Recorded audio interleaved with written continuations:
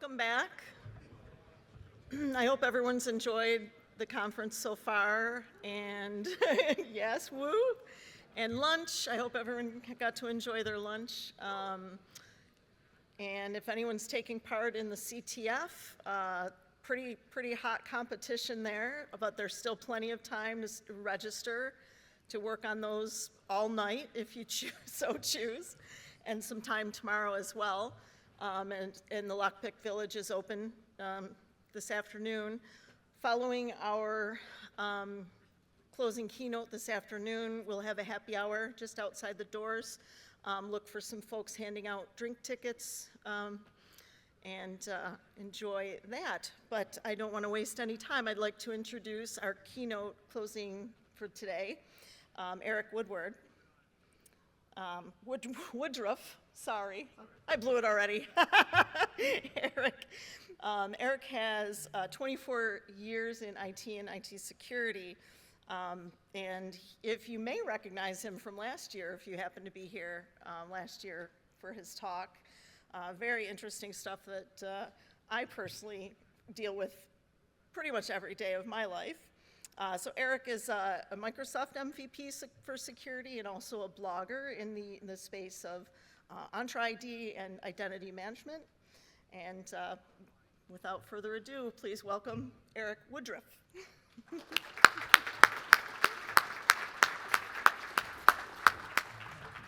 That's okay.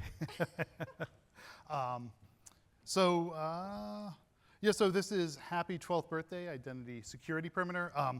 Now, originally when I was trying to put this together, I was thinking like I'd try to do something, a little flashier, like wear like a birthday hat or something up here, or go to Wegmans and buy a cake and bring it up on stage. And I went to SUNY Buffalo for a few years, so I know that Wegmans is better than Tops or whatnot. I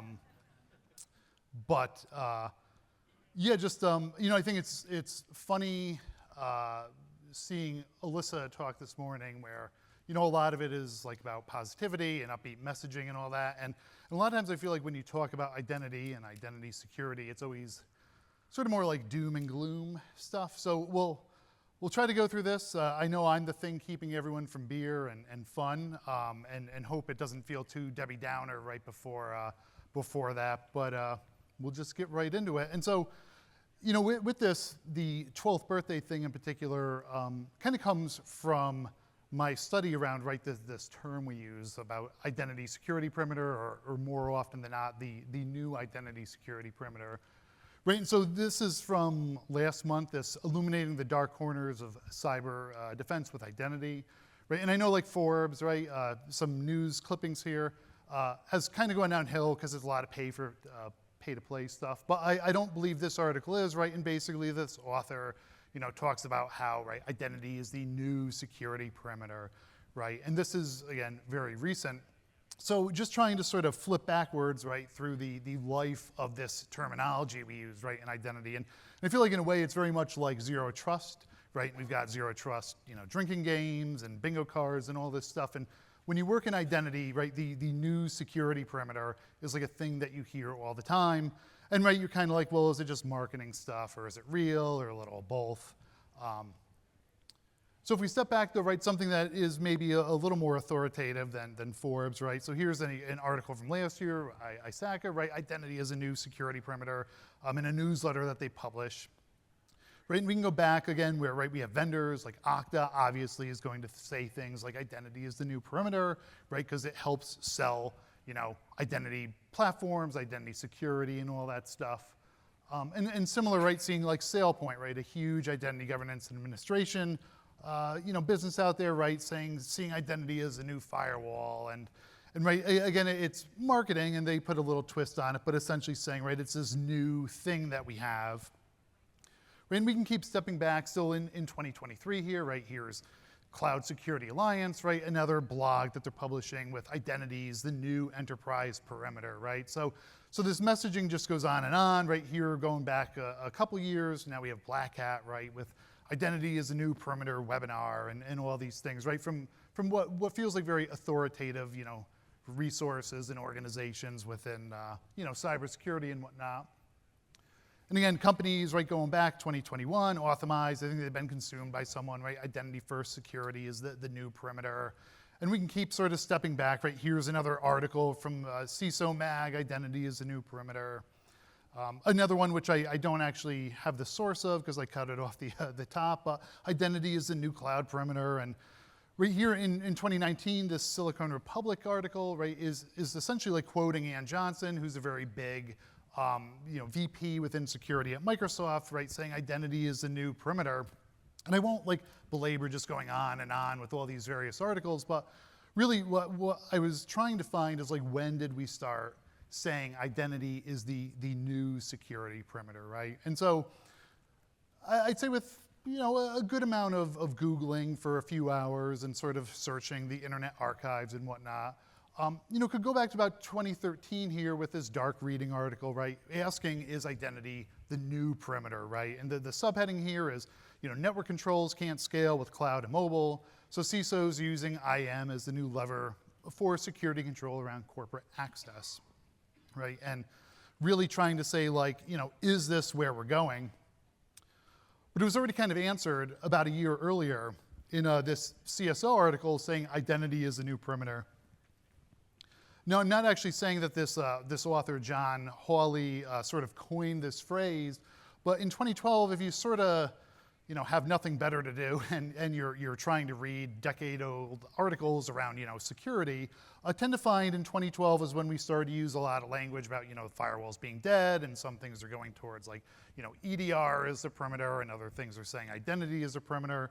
But it was really in 2012 when this sort of seemed like it was starting to pick up steam and seeing this identity as the new perimeter, right? But that would put it at slightly over, right, 12 years old now. This was September 17th, 2012, right? And so like if you went to, car dealership and went to go buy a Honda Civic and they presented you with this new, right, like 2012 Honda Civic, you would probably be like, even if it's been sitting on the lot for 12 years, only a few miles, you're not going to say this car is new, right? So I think it's interesting, and one of the things we need to really change, right, is this whole identity is the new perimeter, right? Like how many years, decades will it be before we stop saying it's the new perimeter?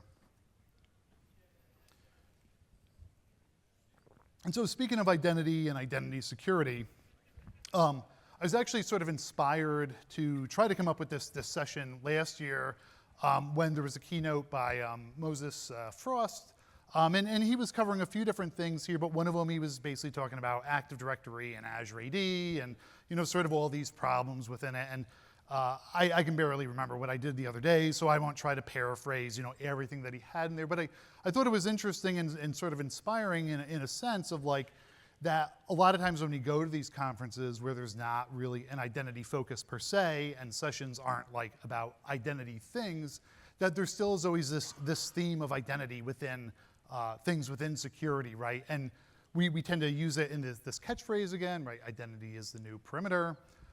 And we talk about it all the time, but we don't really actually seem to focus on identity as a problem, right? But ultimately, you can sort of break this down to saying it's both like, right, either authentication or authorization problems are the crux of so many, issues we have in cybersecurity, right? And so like, if you go to conferences, especially hacking conferences, right? So many times it's some sort of bypass this or that, right? Where ultimately it comes down to being some sort of authentication or authorization issue, right? And it could be a human error or there's some sort of bug in some code or some process or whatnot. I'd say, recently having gone sort of all over the place to different conferences and being at conferences and speaking at them over the past year or so, keep seeing this sort of trend again within talks, right? The other week I was at RomHack, which is in Italy, and I was talking about this unauthorized finding that I had with Entra. And right, this talk is not about that, so I'm not going to really dive into the details, but effectively, right, I found some sort of authorization model that existed within some Microsoft applications, and the TLDR on it is you could basically do things that you weren't supposed to do, right, because you had sort of permissions to do stuff that weren't supposed to be there, right? It's effectively an authorization problem.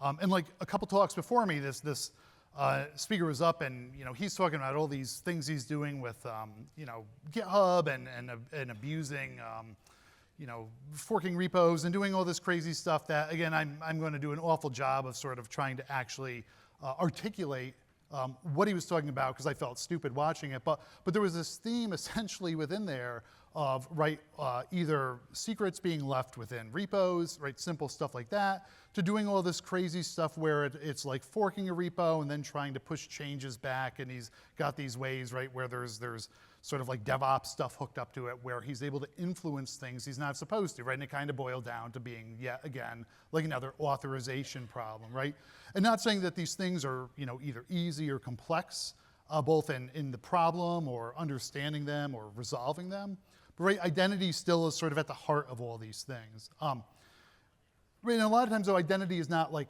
sexy. I mean, generally, I feel like, especially if you're trying to talk blue team stuff or Defender stuff at conferences, like identity feels, dry and boring, and it's where you're always like, someone's going to go to the fancy AI talk or something. But we need to change how we look at identity, and maybe as boring as it is, for some of us, we have passion about it.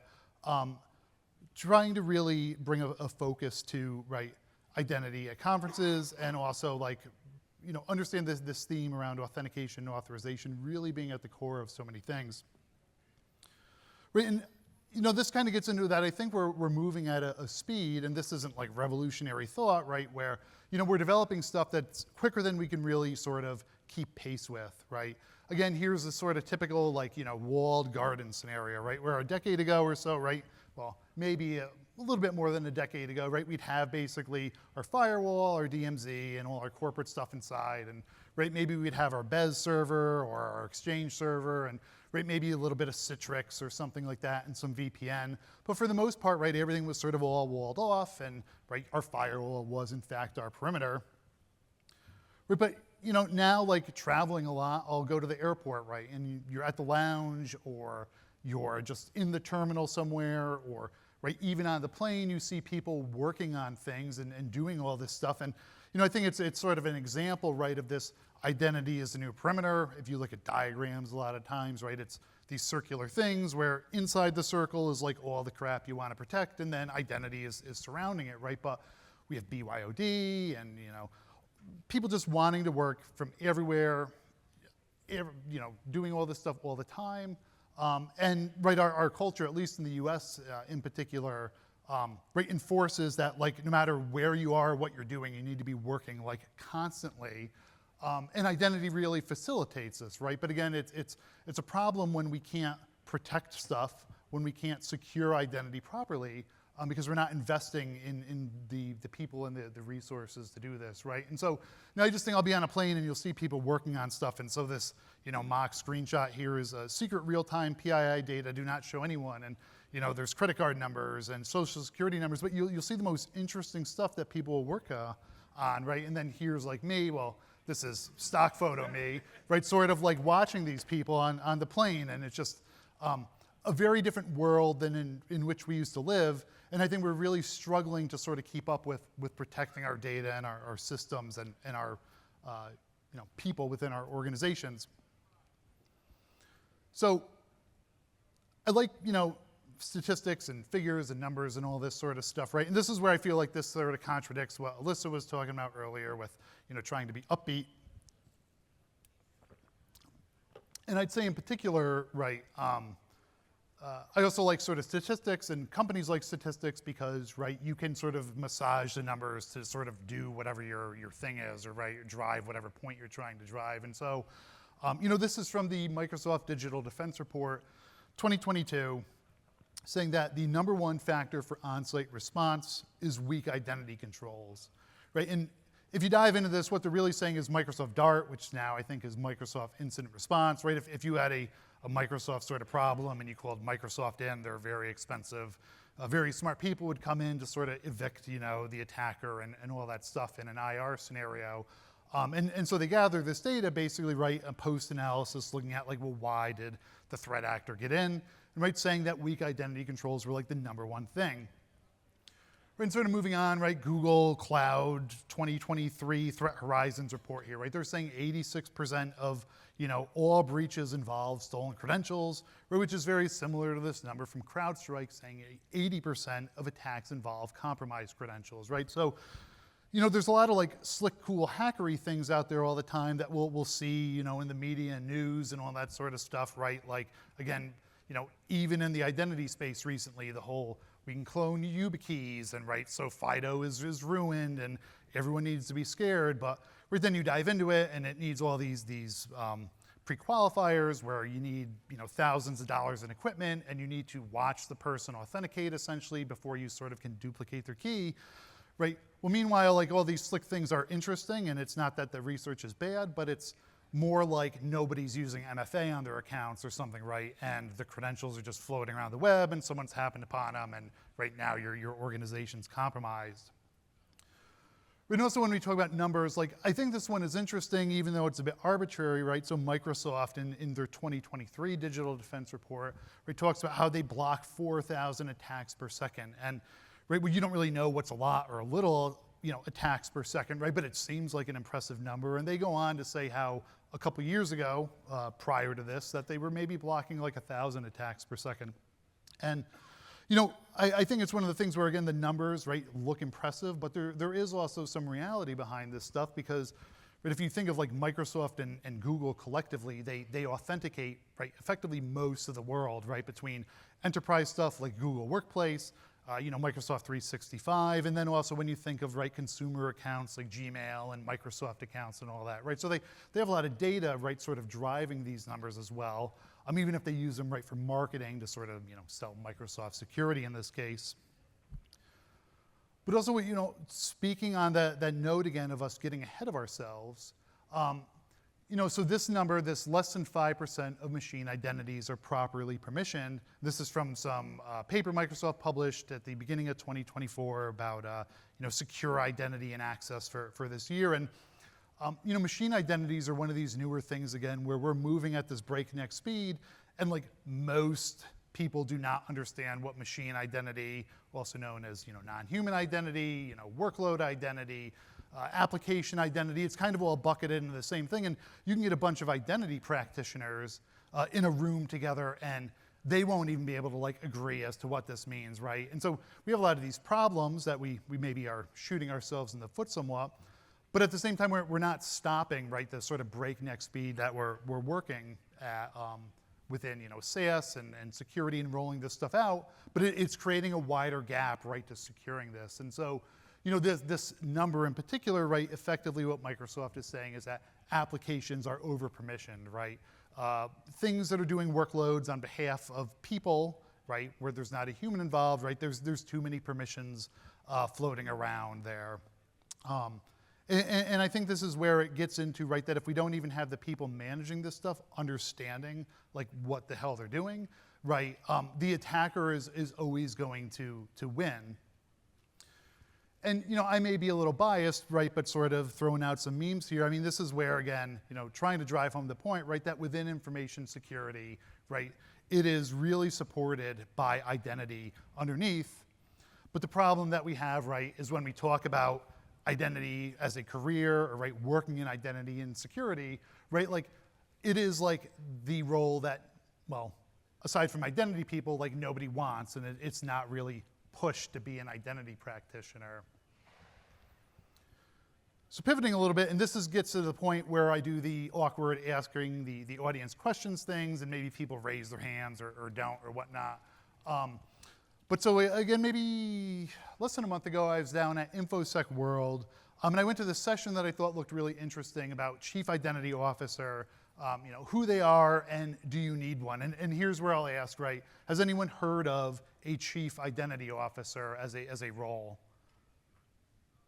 Maybe a couple hands. Okay, does anyone actually have a Chief Identity Officer? No? All right. We'll get back to that one in a second, but also, and apologies that this is a little hard to read here, right? Want to ask the other multiple choice questions, so this one should get more hands, right? Where does identity live within your organization, right? So when we're talking about who owns identity, right, is it security? So I guess, say, right, hands for who has security owning identity in the organization? All right, actually, that's more than I thought we'd get. What about, right, infrastructure, right? So these are your server admins, your server team, right? The people that manage, Active Directory, stuff like that. Show of hands for this one. Oh, actually, it's about as more even than I thought it'd be. So I guess we're maybe doing good out here, right? So there's some other things here where we can have like client management teams, right? So your workstation people potentially owning identity, or kind of we'll lump these together where we have split ownership, right? And I actually worked for many years managing Active Directory in this split ownership model, which I didn't really enjoy because ultimately when shit ran downhill, it fell onto my side of the team. But right, I worked in an organization where we managed Active Directory. I had domain admin, but also our workstation people, right, they had domain admin, right? So they effectively also owned Active Directory in a sense. And so I guess are there any organizations where you have sort of this split ownership where you have different people in different departments owning identity? All right, a couple hands. And then also, right, don't know or someplace else could mean a lot of things. Right, if we're talking about chief identity officer, which I'll circle back to, right, maybe it's in its own thing, or, right, I know some folks, right, it's not really relevant to what you do or whatnot. But I am curious, does anyone not actually know where identity sits within their organization, but feels like they should? All right. Well, at least we don't really have any hands for that one. So back to this chief identity officer, right? Now, when you get a bunch of identity people together and we sort of do nerd brainstorming, future thought leadership stuff, essentially a chief identity officer is like, right, that identity is so important and it doesn't necessarily bucket well under security or infrastructure or any of these other things. That identity like becomes its own thing, right? So you get the chief identity officer or CIDO, not to confuse you with a CIO, right? And then it's a Cheeto. And you have your own team and you have your own C-suite person and whatnot, and now I don't want to, I'd say, dump on the people that put the panel together, because as an anxious person, I certainly know that there's a lot of work involved, both putting together a CFP response and then coming up and sort of putting yourself out in front of people. But I thought what was interesting is going to this is sort of even in this identity echo chamber that this session was supposed to be, right, they sort of pose a similar, like, have you heard of the chief identity officer and do you have one question? And, I think surprising to them that there weren't really that many hands coming up versus what they expected, right? And I get that they're probably biased somewhat because, they work in this realm of trying to implement like these chief identity officer roles and working really on the cutting edge of, identity within organizations. Right, but they're, just looking at this and seeing, I guess, a surprise on their part, right, that they weren't getting the sort of hands that they thought. And I'm not saying that necessarily every organization needs to go this route, right? Because I think, again, this is going to just create another gap, right? We can barely do security well to begin with, and now we're going to go create our own other department and have our own other group of people, and how do we fund it, and where do the people come from? But I think it's interesting because, right, this is definitely where, the identity echo chamber is sort of potentially trying to drive enterprises. And I think it's much different, though, than, right, again, a bit cliche, but what we typically tend to see, and I have no idea where this picture was taken, but it could certainly look like it's from upstate New York. I just like that, right, the one silo looked a bit rusty and everything. Right, but the silo sort of problem that we have, right, from a top-down perspective, if right, identity is within infrastructure or it's not in security, right, we have that sort of silo problem top-down. But we also work in a world where we sort of have multiple realities, right? So even though we might be siloed, if you actually look at your identity team, right, regardless of where they sit, there's still a lot of teams that they have to work with in organizations. And right, as an advocate of identity practitioners, this is where I think orgs don't really prioritize the time or understand the effort that identity people have to go through to really support identity security in organizations, right? And so, we're looking at here security and infrastructure again, right? From a diagram perspective, I'm saying identity should probably be living in one of those, but they obviously both have to work together, right, regardless of where identity is actually living. And these days, really, to be an identity person, worth your salt, you actually really need to understand, right, devices and clients as well. But if we talk about things like EDR and MDM and all that sort of stuff, and if you look at like Entra, for example, right, with conditional access, right, devices are this huge thing where we talk about like continuous authentication and right, constant auth and all these things, and devices play a huge part of that when we're talking about like device compliance. But many times as an identity person, you have to meet the other group wherever they are, right? So if you're having some sort of issue with device compliance, you're more likely than not having to need to go learn Intune than expecting your Intune people to go learn Azure AD or Entra here. But in kind of expanding this out a bit further, right, identity people really need to meet developers and app owners, right, where they are. So if we talk about devs, right, again, most developers didn't, learn to be a developer or want to be a developer to be like a security person, right? And when we start talking about, implementing authentication or authorization, right, whether it's Kerberos or LDAP or, modern protocols like SAML or OpenID Connect, right, like the expectation that developers should understand how any of that works should actually be relatively low, right? Because it's only a small fraction of everything that they're doing to write whatever the program is that we're writing here. And our app owners, right, it's even more so, right, where if you have finance, right, they have finance applications, like whoever owns that app within finance, like expecting them to know how to configure SSO for the app, right, or sales, right? And this kind of gets into like the realm of, right, well, I know when we take our yearly security training, we talk about, right, how everyone's a security practitioner and we all need to be security people. But at the same time, right, like the salespeople were hired to sell stuff, right, to sort of counter that. They weren't hired to be security people. Our finance people were hired to do whatever finance stuff we need, right? And so when we're talking about identity security and identity being at the core of these things, right, it's really needing to meet your app owners. I mean, if you want any success anyways with identity, where they are, and you're going to be the one that's understanding how to configure the hundreds of SaaS applications you own from an identity perspective.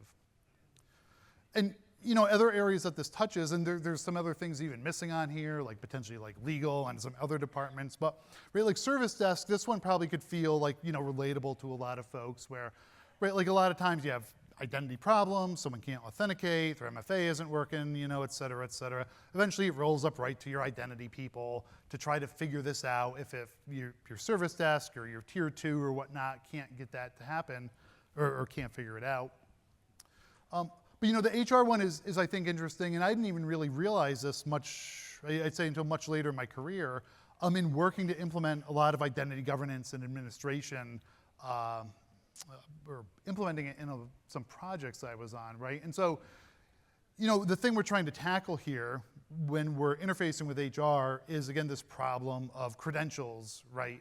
And the life cycle of users, and right, I quit or I leave or I'm fired, but my account still works, or right, the all too common scenario of I've switched departments, yet I still have access to everything I used to have access to. And right, this gets into the whole bucket of identity governance administration. But what we tend to find, right, is HR is really the most authoritative source of identity knowledge of who's supposed to really, be in what department and what access they're supposed to have and all that. But also found that HR wants nothing to do with you. They love protecting their data, right? And they don't want to give it over to you, even if it's not PII. And so a lot of times, though, when you're trying to build these identity systems using HR data, you really have to go and meet them in HR world and sort of bend to their will to make these things successful, right? And again, you don't have to do this stuff, but finding that if we don't do this, right, that level of success we have goes down dramatically, right? And that also kind of hinges on things like priorities, right? And if we go back to those silos, right, sort of simple diagram here, but I was on an identity governance project. So organization, security team went and bought a whole IGA, SaaS cloud platform, and then they bought all this consulting time, and we get sort of marched in. And I was not involved in the scoping of it because I was more like a delivery architect here, right? So I'm brought in as this identity, delivery architect person, and basically the first thing you find out is that infrastructure has no idea that this project is going on, and they own Active Directory, right? They own their Okta and their Azure AD, and right, like we're talking with the security folks, like you need to get these people on board, because otherwise this project is just going to completely tank, right? We need the identity folks, we need their time, we need their knowledge of how your systems are set up. And it was a real challenging project, because ultimately the CISO was trying to sort of essentially fit like the square peg and the round hole thing, right? Trying to find ways to not need them. And again, you're just sitting there saying, right, that if we don't get infrastructure folks on board here, right, because they don't work for you, this project is going to tank. And I didn't actually end up staying at that consultancy long enough to sort of see this project through, but I did hear that it went on, several times, like at least 4 times longer, right, because of these different priorities and the silos that we have between identity teams and security teams. And this is, I think a great example of a pattern I'd see over and over again. At my time at Microsoft, I was in the services field, right, as a PFE, and a lot of times you'd sort of see similar, I'd say I sort of did consulting light, where you'd be brought in, and security is like, we need to do this thing, but like the identity people, the people that own Entra or whatnot, or Azure AD, right, have no idea what you're there for until you're there. And it really just makes a not great experience for either, right, the organization or the poor consultants like myself. And identity's tough, right? Which maybe you've already understood by my sort of, old man yelling at the sky thing here, but if we go back like a couple decades, right, we'd have Active Directory. Again, maybe we'd have a little Citrix, we'd have a few VPN clients, right? And really these days, when you're working in identity and you want to feel like you really understand what's going on, there is like a lot that you need to know. And so in a talk I had given last year on building yourself into a strong identity practitioner at Blue Team Con, I use this as an example to try to help people understand everything that you really need to know, and sort of borrowing from this, right? Or borrowing from that session. So here's Melissa, who's our identity architect or identity engineer, right? And if you look at all these different things that she really needs to know to sort of be, competent or confident in her role, right? There's a lot, and there's some things even missing from here. But if we look at some sort of example scenario, so if we take consumer identity, right, which may feel more foreign to people, but I actually think it's interesting because, right, earlier today, Alyssa talking about, right, security being a revenue stream, consumer identity is actually one of those areas where that is very much the case. And I'll hit on that piece in a second as to why. But, right, I'm working on an Azure AD B2C project, and we have, right, dev, test, stage, QA/prod environments, right? I've been in enterprise. I'm very familiar with, right, like, we're going to do it live, we're going to do it in production, right? There is no testing. And that's not the case when you're dealing with some identity system that holds like 3 million, customers, that's used for some global organization that's, selling stuff in pretty much every country out there, right? And learning to understand DevOps, because you're essentially using it for the essentially metadata that's building this identity system that's B2C. And you also need to understand like regulation. So, oddly in this finding out that like in some countries, if you send an SMS text, right, with like an OTP code, that it might be considered spam, right, if your customers aren't well informed that they're going to get these things, and your company can be in trouble. And right, it's a bit of an odd niche thing, but again, not that it's stopping you from sending those codes, but there's a lot of stuff you start to realize that's out there, especially if you're working in an organization that is broader than just the US. Right, and it gets into privacy, right? Like GDPR, right, is sort of the most common thing, right? My right to be forgotten, right? So that usually also boils down to, we have an identity system, I'm a customer, I want to be forgotten, right? Well, how do we make sure that we can go delete that user out of this identity database, and also basically delete any artifacts about deleting the user, right, from the database, so that nothing that really identifies them still exists within there. And this is what, I thought resonated earlier when Alyssa was talking, was this user experience piece of things. So within, right? Consumer identity in particular, if you think of like shopping carts, right? And now, I'm not saying like Target's good or Walmart's good or Target's bad or, or whatnot here, but this example that I'm going to throw out, right, is I'm going to buy toilet paper from Target online, right, because I'm lazy, and I forgot my password, and Target's, right, password reset flow sucks. Well, I'll just go buy it from Walmart, right? And abandoned shopping carts are like a huge, huge issue in like the consumer space. And right, ultimately, when you're deploying these consumer identity systems, it's something that you really need to factor in. And I think, you can go look at X or social media and see people complaining about password reset flows and all this stuff, at least if you're in the bubble that I live. But it is like a huge thing, right? And this is where it feels so foreign to security, right? Because there really isn't anything in security that end users have to interact with aside from identity systems, right? I mean, maybe like reporting, phishing emails or things like that, right? But all in all, user experience is really only an identity problem, but security isn't really, right, sort of accustomed to having to like understand what a user experience is like. And then we also have to weigh in, right, societal factors. Again, tend to find when you're rolling out consumer identity, organizations, security people who don't understand, right, what society looks like outside of the security world, right? Or like, we need phishing resistant auth, we need, right, the strongest auth available, we're not offering other options.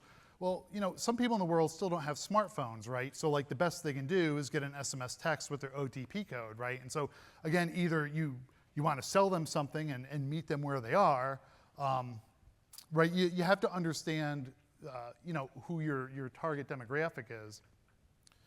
And if we look at like workforce identity, so again, if we take a scenario like we're implementing phishing resistant auth, right, the new MFA, right, well, we know that we need to be sort of like lockstep with our operations folks, right, again, because they're the ones who's going to get, all the calls and all the problems and everything, and it's going to roll up to you. But also the business, right, and understanding business processes, because what you'll tend to find is that you roll out authentication changes, the application owners actually get contacted all the time about authentication issues. And also, right, you need to meet these orgs, as I was mentioning earlier, not these orgs, these departments, and the application owners where they are, right? And again, touched on device management, right? It's so critical whether we're talking about, passwordless, like Hello for Business, or, right, the device and its compliance is a part of, right, that multi-factor of saying, right, you are not allowed to do this or that. And this really gets into change management, a lot of these sort of business problems that I'm ranting about here, right? Like where, not saying everyone needs to be like a pro-sci certified change practitioner, but when we talk about change management, this isn't like your change control, committees or whatnot. This is like organizational change management. It's ADKAR, and in particular with ADKAR, the A and the D in that is awareness and desire, right? Like, we're not 20 years ago where you could be the bastard operator from hell and say like, we're doing this thing, like shut up and we're doing it, right? Now we have the problems of shadow IT and business just going around security, right? If we don't try to meet them, right? And a lot of this organizational change management is, getting those champions, right? Building these relationships within the org. And it's not necessarily fun or interesting if you're just like a huge nerd, but from a business perspective, right, change management is actually very critical to a lot of identity projects. And last in this example here, again, like regulations, right? So interestingly finding out on a project that, right, again, in some countries over in Europe, you can't like dictate or even suggest to employees that they do business stuff on like their personal cell phone, right? There's laws and regulations that you have to deal with all over the world when you're managing identity, and it's just so much different than what it used to be, right, when everyone wasn't doing everything everywhere all the time on every device.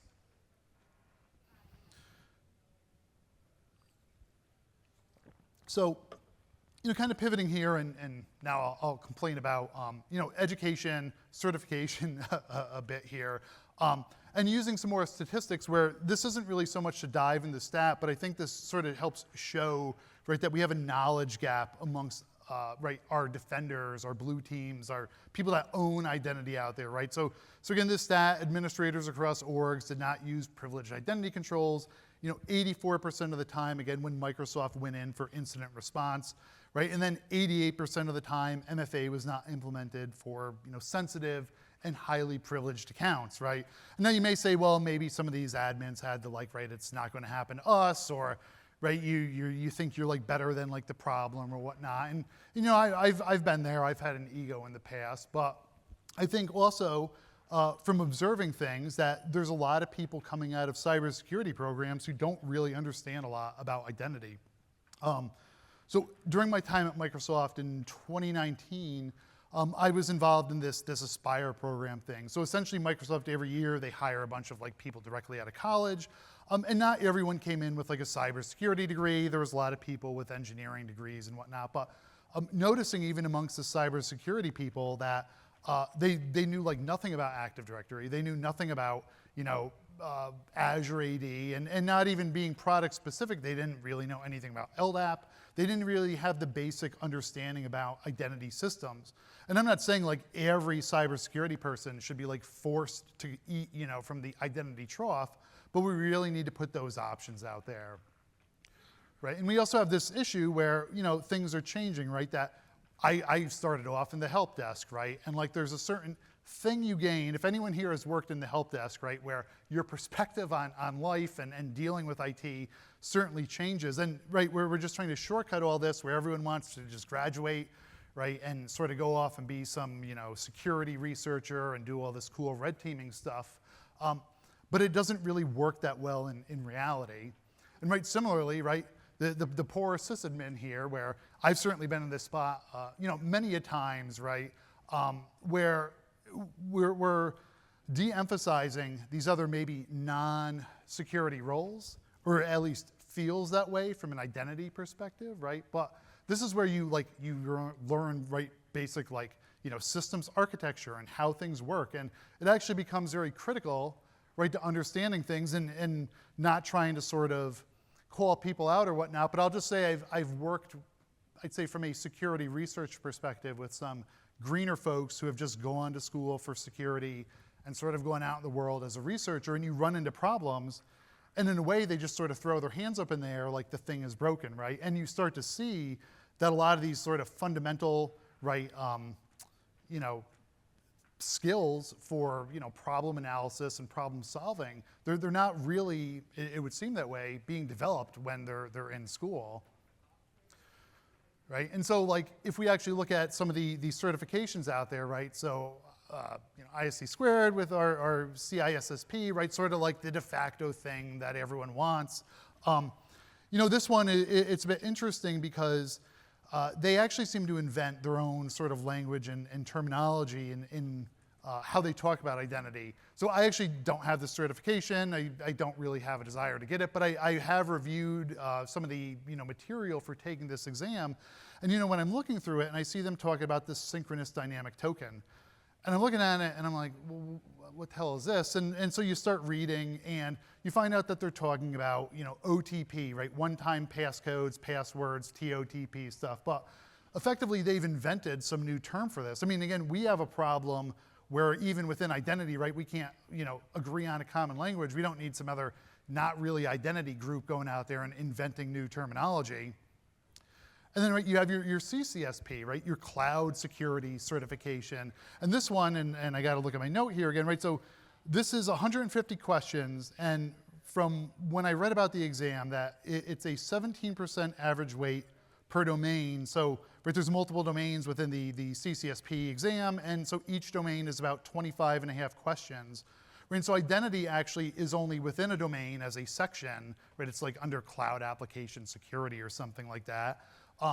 And that has 7 sections, so if you took your 25 and a half and right, divide it by 7, you end up with like 3.6, so you have like 3 or 4 questions out of 150 about identity.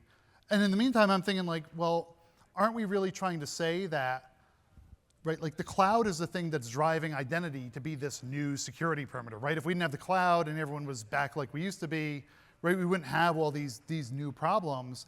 So this exam that's supposed to be cloud-centric has very little to do with, right, what is so critical to securing the cloud.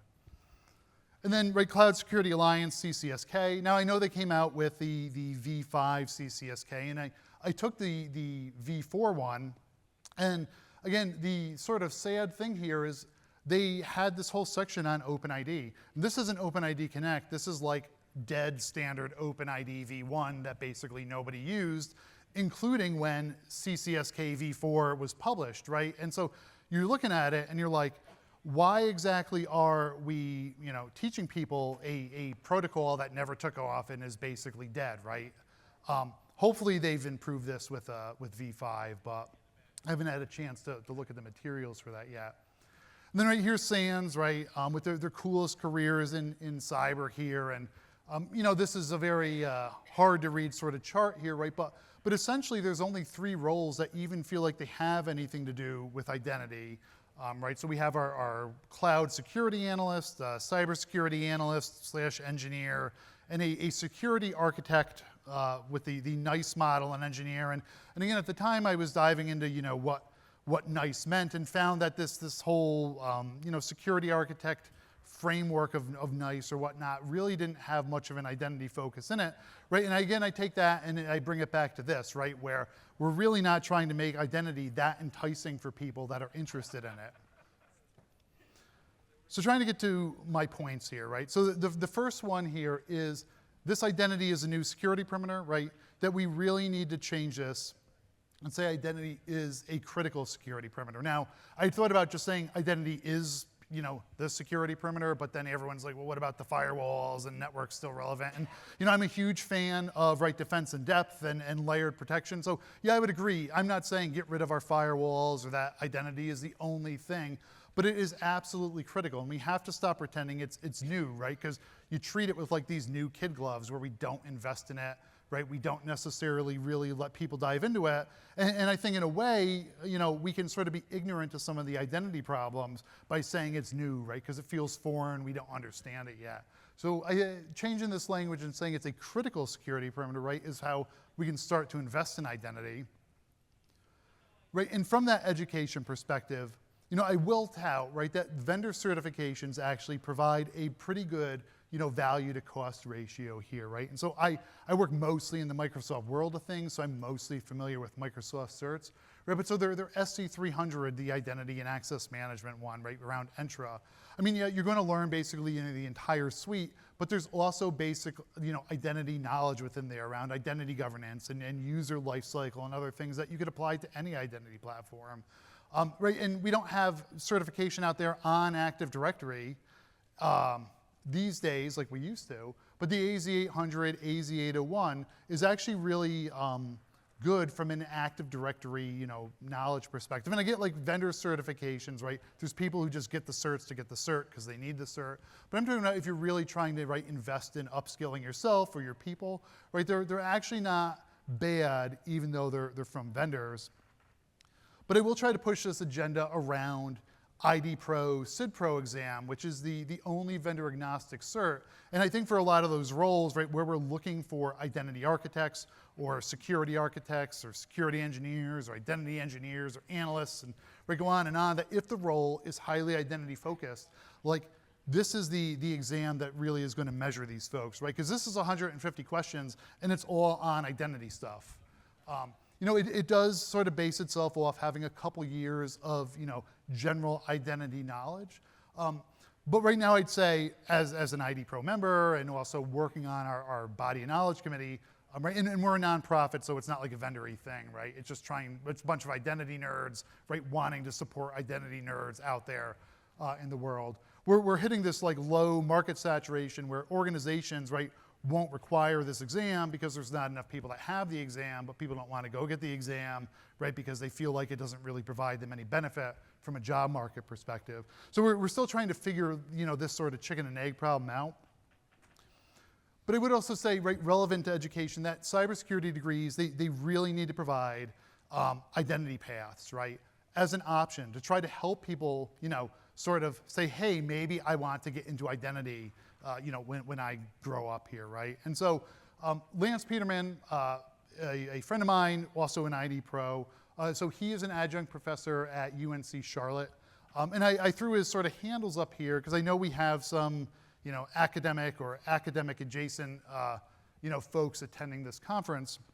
But even if you're just going to school, right, for cybersecurity or trying to pivot or get a degree in security, right? So Lance piloted at UNC Charlotte a identity and access management class in the fall of 2023, and he's had a bit of a rough start here or there, but it seems like he's given it another go, and the college is allowing him to try to run this class again. But basically, right, he's developing all this material from scratch to build this sort of identity class, and he very much has all these resources out there that if other cybersecurity professors or people that are interested in making identity part of a cybersecurity program, he'd love to talk to those folks. But from an enterprise perspective, we really need to invest proactively, in identity, knowledge here, which is again allowing people to actually have the time to try to build their skills to fill that gap, I liked working as a consultant because you can make pretty decent money, but this stuff is too complex to have me roll in, help you set something up and then leave and expect that you're realistically going to be able to keep maintaining this, And it's not cost effective to just continually bring in consultants, Organizations really need to allow people to have time, and I mean real time, Because I've worked in organizations where they're like, you get 2 weeks of training, and what they really mean is you have to make sure that at the end of, our business, year, that you've said you've taken 2 weeks of training, but we're not going to give you 2 weeks off to go actually, go to a conference or learn something, real investment in this stuff. And also the security, team, your CISO, your Cheeto, whoever it may be, needs to own the identity program if you don't. And I know this is somewhat like consulting in that this guidance can't be absolutely prescriptive because every organization looks different, And so you give a it depends sort of answer around this stuff. But I'll just say from having worked with a lot of organizations, everything works so much smoother when identity is in the security program. But then also security does need to own the identity team, And this is where it tends to grind to a halt because, you have all your sysadmins, and now all of a sudden if we're making them security people, well, who's our sysadmins, Do we hire more? Do we sort of, split people, And you run into all these issues of dual management and whatnot. But I'm not saying I have all the answers around this, but I think collectively, cybersecurity needs to think of how we can make this stuff work, how we can move identity over to the security team. Ultimately, the education bit and rant is we need more identity practitioners. And again, this is really looking for people with a passion around identity. And why I'm not saying we need more blue team, we need more defenders, we may need those things too, but identity is like a thing within itself. And again, I know I'm biased here, but it's really trying to find people that have a passion around identity and then allowing them to go apply it to red or blue or purple or however it best suits the organization.